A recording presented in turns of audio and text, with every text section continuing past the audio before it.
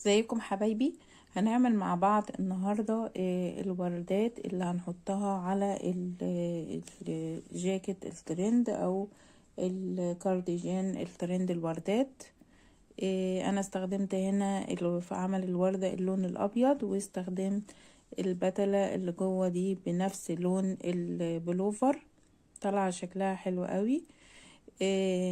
يلا نبتدي مع بعض. طبعا ده بالكروشيه، يعني هنا بنستخدم الكروشيه في تزيين التريكو، بيبقى حاجات حلوة قوي لما بنستخدم الكروشيه مع التريكو، بيطلع حاجات كويسة وشكلها جميل، مزج بين التريكو والكروشيه.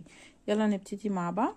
بس قبل ما نبتدي، لو اول مرة تشوفوني، انا هايدي مكرم من قناة دودو فور تريكو اند كروشيه. اتمنى ان انتوا تتابعوني وتعملوا لي لايك وكومنت وسبسكرايب، ويا ريت تشرفوني على الجروب عشان تتابعوا كل الشغل الجديد اللي انا بقدمه. ان شاء الله هيبقى فيه شغل كروشيه الايام اللي جاية في دخلة الصيف، بيحب بقى البلوزات الكروشيه وشغل الكروشيه. يلا نبتدي مع بعض. هشتغل بالخيط الابيض. اول حاجة هعمل 4 سلاسل بالشكل ده، نعملها تاني كده، الف كده وكده، وبعدين هطلع 4 سلاسل. ادي 1 2 3 4، هقفلهم بمنزلقة بالشكل ده.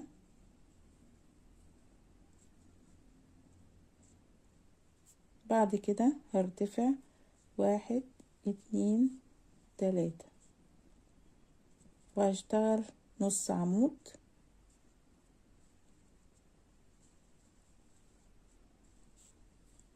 واحد،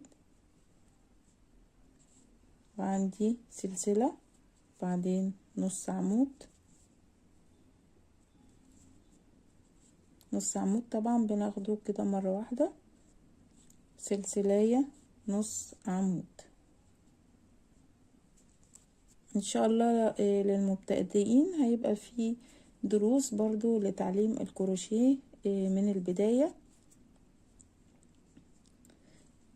هكمل بقى، ادي سلسلاية، بعدين نص عمود،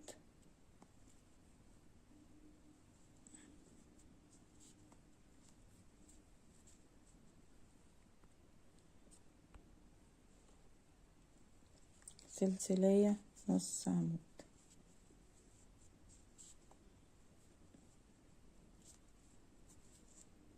سلسلاية، نص عمود. انا واخده الفتلة دي معايا،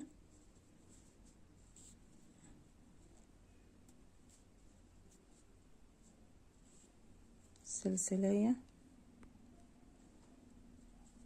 نص عمود،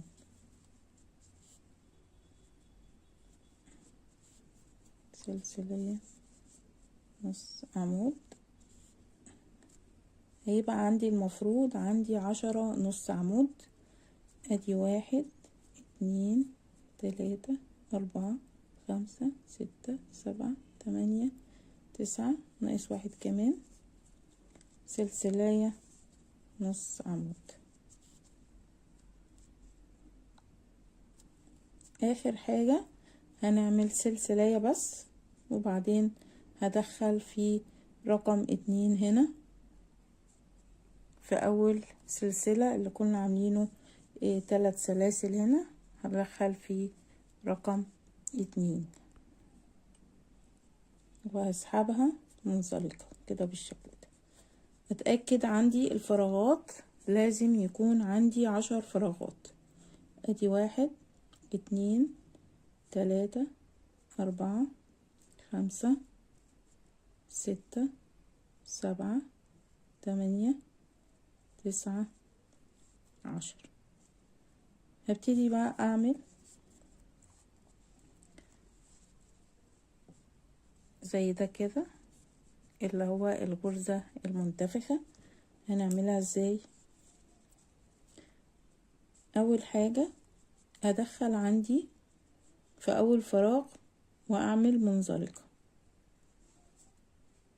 وهبتدي ارتفع 1 2 3 4 4 سلاسل. بعد كده بلف لفة واسحب والف لفة واسحب تاني مرة، لف لفة 3 4 5 6. ده في اول فراغ عملت 6 لفات. قبل ما اسحب كده هلف برضو بتاني فراغ هعمل زيهم، ادي 1 2 3 4 5 6. وابتدي اسحبهم مرة واحدة كده، وبعدين هسحب تاني كده بالشكل ده. كون عندي اول ورقة. هعمل 4 سلاسل، 1 2 3 4، واحطها في الجزء ده كده بالشكل ده. هرجع تاني الفراغ اللي بعده، هنزل اخد منزلقة وارتفع 4 1 2 3 4، وهلف كام لفة 6، ادي 1 2 3 4 5 6. والفراغ اللي بعده برضو قده، ادي 1 2 3 4 5 6. وهسحب مرة واحدة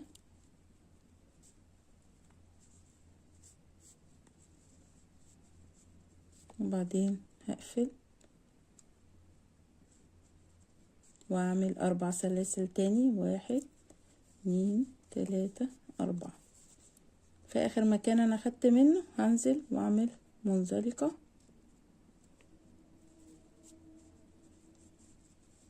واشوف الفراغ اللي بعده.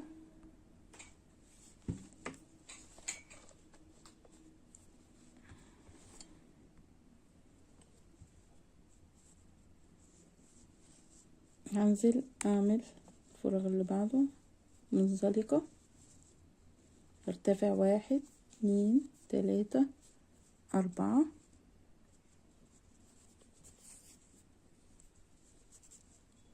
هتلف كام لفة 6، ادي 1 2 3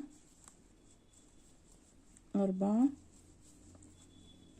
5 6. الفراغ التاني اللي بعده 1 2 3 4 5 6.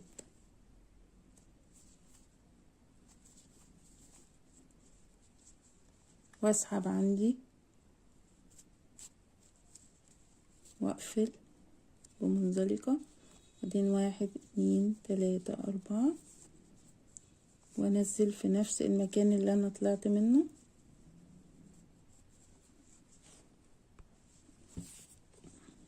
وارجع تاني اشوف الفراغ اللي بعده واعمل واحدة منزلقة، وهكذا بقى. يبقى كل فراغين بيمثلوا ورقة او الجزء ده، يعني كل واحدة من دي بتعمل فراغين. هكمل انا الباقي بنفس الطريقة وارجع لكم تاني. هنهي معاكم اخر واحدة. هبتدي انزل السلسلة الاربع سلاسل الاخرانيين كده، احنا خلصناها. هبتدي اعمل سلسلاية وبعدين هقص عندي الخيط، وبعدين هشدها كده. هقلب الشغل الناحية دي، انا بعملها من ناحية المقلوبة، يعني هنركب البتلاية من ناحيتي. هقص طبعا الشغل عندي الفتلة دي لازم الخيط بتاعي يبقى، الشغل بتاعي يبقى نضيف. طبعا الفتل دي كلها برضو هنبقى ندخلها، اعلمكم ازاي برضو ندخلها، بس هنسيب الجزء ده الطويل ده علشان انا قصده عشان لما نيجي نركبه في البلوفر بالابرة هنركبه بنفس الفتل دي.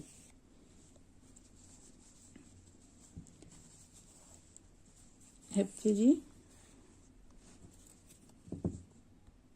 هشتغل بقى البتلاية اللي بتبقى في النص دي، هشتغلها انا بفتلتين وهعملهم 3 لفات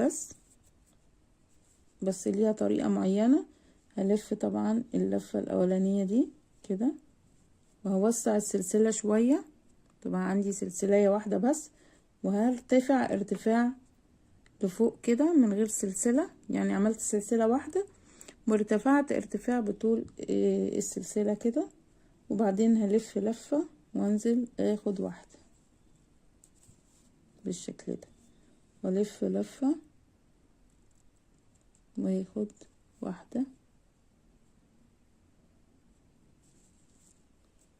والف لفة وهاخد واحدة كده. انا اشتغلت 3، هسحبهم مرة واحدة كده واقفلها واقفل واحدة كمان، ويبقى كده انا عندي البتلاية اللي هتبقى في الجزء اللي فوق ده. واقص عندي الشغل وشدها كده كده، هي ثابتة اهي. هبتدي بقى اثبتها، احنا قلنا هنشتغل من الناحية المقلوبة، هي دي الناحية المقلوبة. هحط الشغل عندي كده وبالإبرة هبتدي اسحب الشغل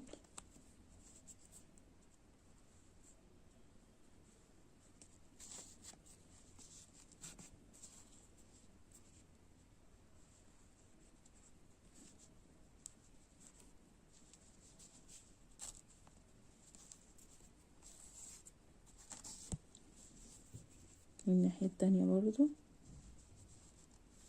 وابتدي اربطها عادي خالص. وبعد كده طبعا هننضف الفتل دي كلها بالإبرة التنظيف.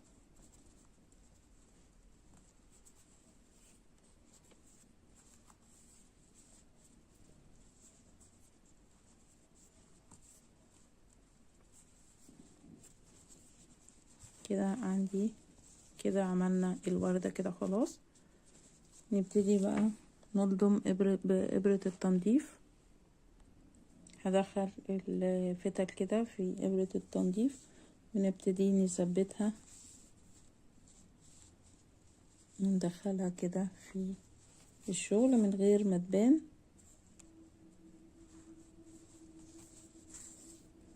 ونقص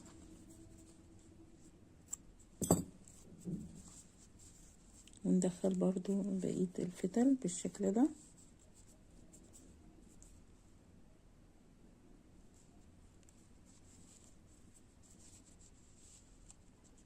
لو الفتلة قصيرة شوية ممكن ادخل الفتلة الاول، الابرة الاول، وبعدين بالشكل ده.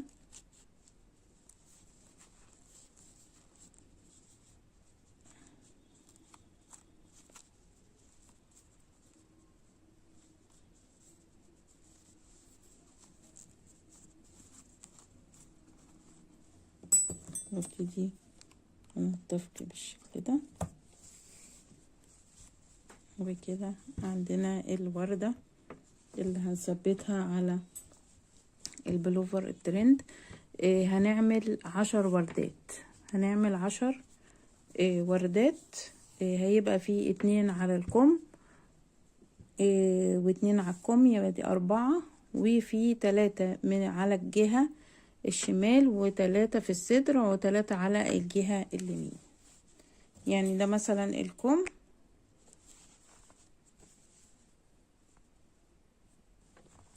واخد 2 يا دوبك، يبقى نجهز 10 وردات. لو عجبكم بقى فيديو النهاردة متنسوش اللايك والشير وسبسكرايب وتفعيل زر الجرس علشان يوصل لكم كل جديد. وياريت تتابعوني على الجروب، وما تنسوش الكومنتات، وتقولولي بتتابعوني من انهي بلد. كل الوطن العربي والبلاد الأجنبية بنرحب بيهم. اقول لكم بقى باي باي.